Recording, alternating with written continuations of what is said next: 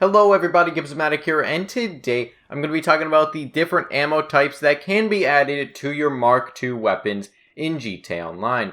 Now this is an episode in my series called GTA 5 Gun Guide, where we go through all the weapons in GTA 5 and GTA Online, as well as talking about attachments, the stats, and what they change, and all the different aspects about weapons in GTA Online. Now in the Gunrunning DLC for GTA Online, Rockstar added 6 new ammo types, and this is kind of the first time they've ever added different ammo types to GTA Online. And what these do is they replace your magazine on your Mark II weapon. So they can only be added to the 6 different Mark II weapons. If you want to check out my video on that, there is a link in the description on all those Mark II weapons. But to acquire these ammo types, you will need to do a couple of things. First, you will need a bunker, and you will need research to go to these ammo types. Now that is random, so you may have to wait a while to get these, but there are going to be 5 different ammo types that you have to unlock via research. And then you also need a mobile operation center to upgrade these weapons, as well as the money to get the Mark II versions of the 6 different Mark II weapons. So you will need to upgrade those, as well as buy the different magazines, which can also cost quite a bit of money. And the 6 different ammo types that you can unlock are the tracer rounds, the hollow point rounds, incendiary ammo, armor piercing rounds, full metal jacket rounds, and explosive rounds. And keep in mind that not all of these ammo types are available on all the weapons. Like explosive rounds are only available on the heavy sniper. Hollow point rounds are only available on the pistol and the SMG. But anyways, let's talk about these ammo types and what they do. So first off is the tracer rounds, which basically just show visual markers depending on your weapon. They also are supposed to match the weapon tint, so that's kind of cool. But to be honest, I haven't ever bought these because they're kind of expensive, and to be honest, they don't do much. They don't change up the actual weapon. Pretty much what they'll do is whenever you fire, you have a chance of showing this sort of light behind the actual bullet, or where the bullet should be. Even though GTA 5 is hit scan, so that's not actually where the bullet is.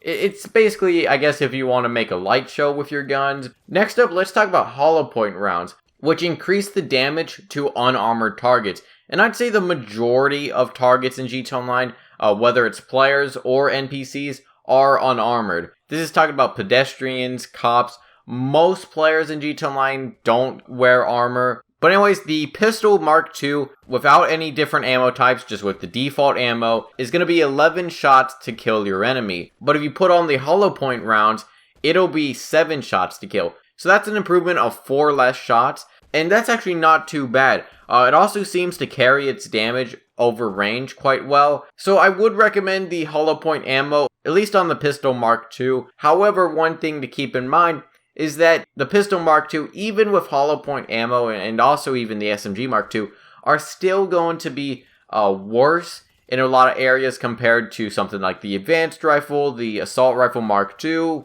or even the combat MG Mark II. Those have better range and better damage at range, usually better accuracy and better fire rate. They still may even do more damage against unarmored targets. Next up is incendiary rounds, which periodically will set targets on fire. Now the fire doesn't last that long, it lasts about 2 seconds, and it'll do about as much damage as 1 shot. So it'll usually take 1 less shot to kill. Now, of course, this depends on how much incendiary ammo you get, or how many times you set your target on fire. It seems to be random.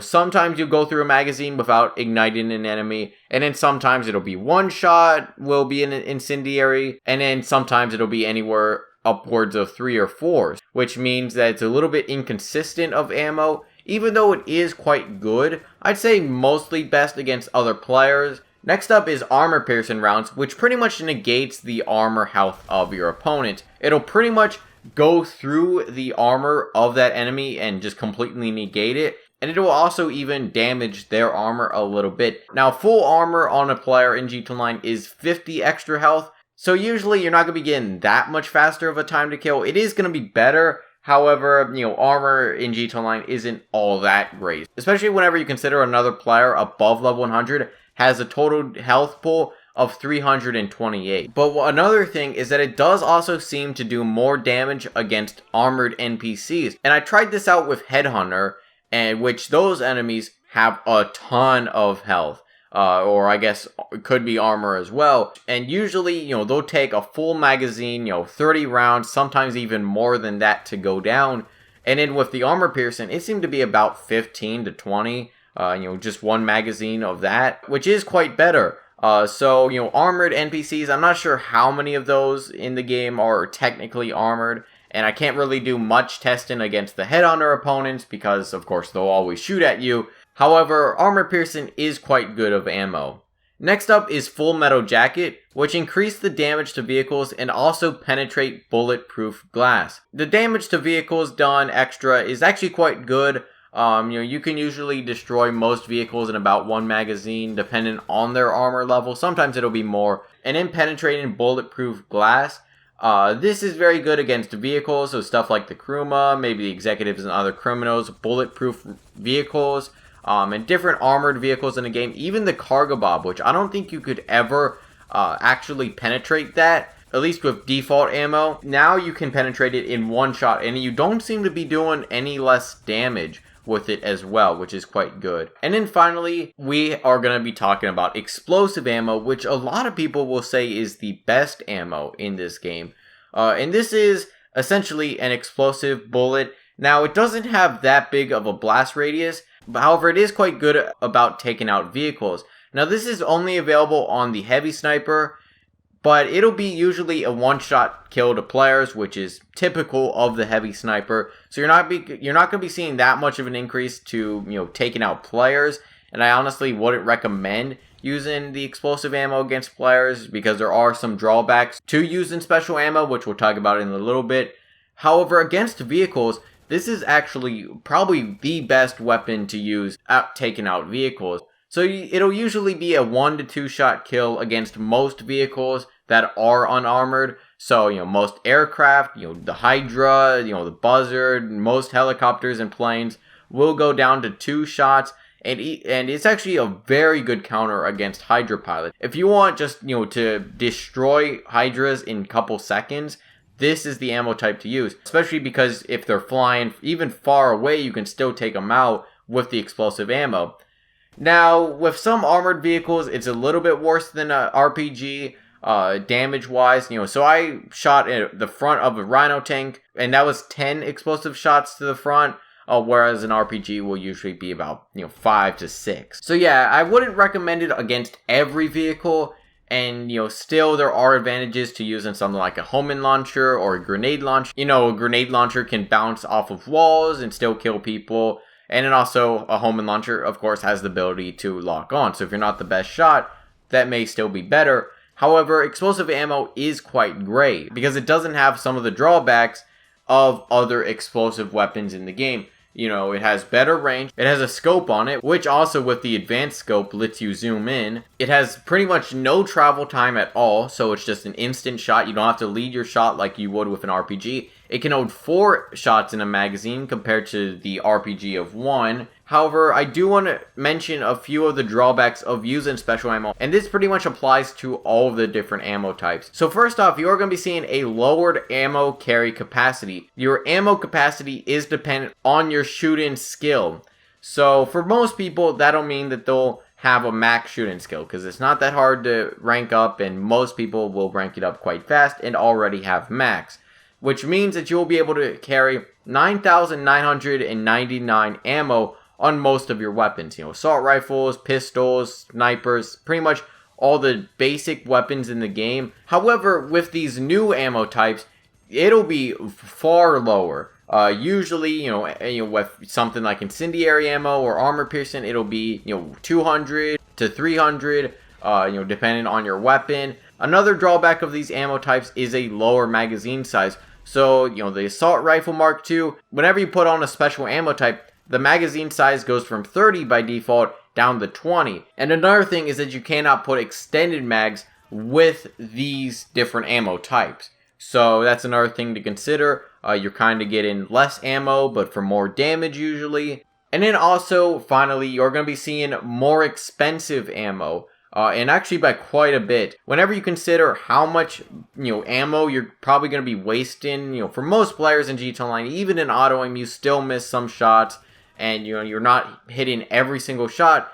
So this is actually quite a big drawback because you're going to be spending more money on ammo, and then also if you have a lowered ammo capacity and you're going to be reloading more often, you're kind of not getting that great of a deal. Even if you are doing more damage, you're not going to be able to be staying in firefights, at least with these specific weapons with their ammo types, that long, especially whenever you consider that you can only resupply this ammo through the mobile operations center. You can't go, to ammunition, you can't, even go through your interaction menu and request more ammo. So that's another thing that you're going to have to consider. However, if you do want to have ammo types on specific weapons, I would say that the best way of going about it is to have a variance of all these different ammo types. So you could honestly go with whatever you want. But I'd usually say go for hollow point on the pistol Mark II.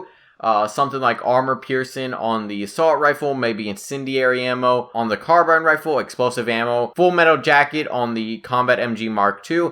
And then also probably full metal jacket on the SMG Mark II if you are going to be using that on bikes a lot. And then finally, explosive ammo on the heavy sniper. That's what I would recommend. However, like I said, there are some drawbacks to going with that. But if you want to have all your bases covered and go through that, I would recommend a good variety of these different ammo types on different weapons that they may be best suited for. So you're going to have to consider, with some of these ammo types, is it better to turn these weapons into very specific, niche weapons that you can only use in certain scenarios? Because unless you want to be going back to your mobile operations center, you're going to want to conserve your ammo in here, and you're also not going to want to die with this ammo because you're also going to be losing quite a bit of it whenever you die.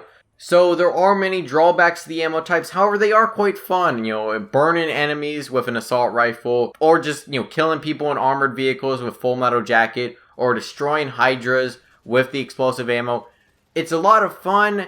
However, I wouldn't say that these ammo types are for everyone in every single scenario. So definitely go ahead and test them out, see what weapons work for you. Let me know your thoughts on that in the comments. What's your favorite ammo type in GTA Online? My next video on this series is going to be on the different barrel type in GTA Online. So mostly about the heavy barrel, and then also talking about compensators and all those different muzzles in GTA Online.